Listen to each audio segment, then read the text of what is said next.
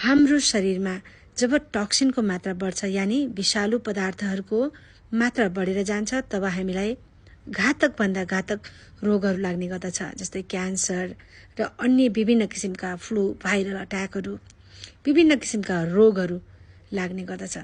हाम्रो immune system week हुन जाँदछ।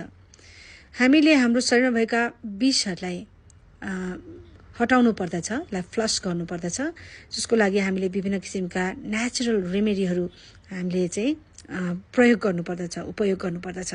यो एउटा यस्तो रेमेडी हो जसले हाम्रो शरीरमा भएका विषहरूलाई चाहिँ निकाल्न मद्दत गर्दछ। साथै हाइपोथाइरोइडिजम भएको छ भने तपाईलाई है यसले धेरै नै फाइदा गर्दछ। यसले शरीरको इम्युन सिस्टम बुस्ट गर्दछ। केलाएको उखरलाई आधा बोतल एउटा सिसाको बट्टामा तपाईले भर्नुहोस्, त्यसमा तपाईले शुद्ध हनीले भरिदिनुहोस्। 20 दिनसम्म घामको किरण पर्ने ठाउँमा कतै राखिदिनुहोस्। त्यसपछि दिनमा 1 चम्चा ठूलो चम्चाको सेवन गर्नुहोस्। यसले हाम्रो शरीरलाई डिटक्स गर्न मद्दत गर्दछ।